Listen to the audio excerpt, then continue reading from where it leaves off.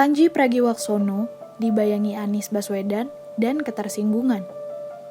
Kita semua kenal stand-up komedian, presenter Pandji Pragiwaksono. Dia pernah terjun langsung dalam politik praktis ketika menjadi juru bicara pasangan Anies Baswedan dan Sandiaga Uno dalam pemilihan Gubernur DKI Jakarta pada tahun 2017 lalu. Seolah-olah Pandji tidak berhenti. Alumnus Fakultas Seni Rupa dan Desain Institut Teknologi Bandung ini sempat juga menghebohkan dunia politik Indonesia dengan manuvernya jelang pemilihan umum 2019 lalu. Namanya terpampang lewat billboard berukuran besar. Di situ tertulis, pilihpanji.com. Banyak petinggi partai politik ingin menggait Pandji.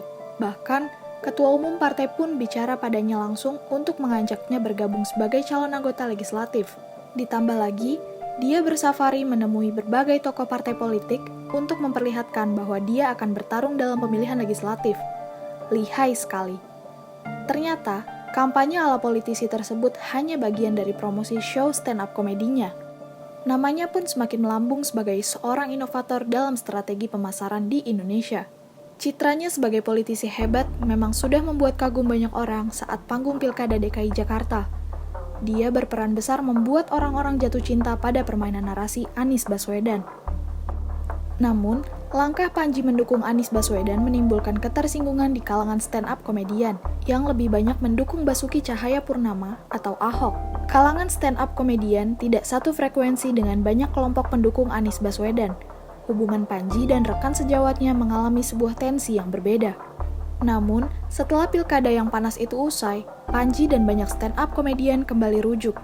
Dukungannya terhadap Anies Baswedan menjadi bahan lawakan yang tidak habis-habis. Berbagai masalah yang menimpa DKI Jakarta, mulai dari banjir, lem Aibon, pakai logo Supreme, kata tretan muslim, sampai pandemi corona hari ini, kerap ditanyakan kepada Pandji. Kenapa tuh gubernur Loji? Sudah jadi bahasa yang biasa terucapkan kepada Pandji. Persoalan ketersinggungan tidak pernah habis dari jejak karir Pandji. Kali ini, isunya sangat aneh, yaitu kucing. Ya, kucing hewan peliharaan yang banyak berseliweran di sekitar kita. Dalam materi stand-up-nya, Pandji mengatakan kucing sebagai hewan gembel. Seketika, komunitas pecinta kucing naik pitam. Sampai ada yang bertanya kepada Pandji, bisa nggak sih bikin materi stand-up komedi yang tidak menyinggung orang? Sambil menahan tawa, Pandji menjawab, ya kucing. Akhirnya, Pandji sampai pada sebuah kesimpulan sehati-hati apapun seorang stand-up komedian, tetap tidak akan bisa menghindari ketersinggungan.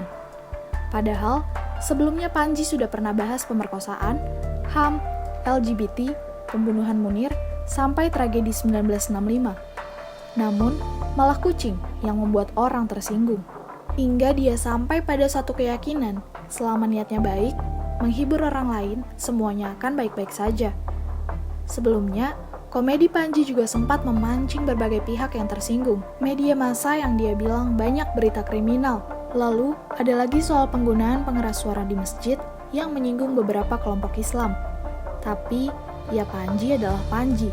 Niatnya selalu untuk menghibur. Kalau ada yang tersinggung, dia ringan meminta maaf, telah memberikan rasa ketersinggungan. Namun, dia selalu berpendapat, bukan pikiran dan materi bercandanya lah yang salah. Selalu ada orang yang tersinggung. Maka, dia mendedikasikan pertunjukannya, Como Idumenoi, atau objek tertawaan untuk orang-orang yang tersinggung. Semoga show-nya tetap dapat berjalan, meski kita dalam pandemi.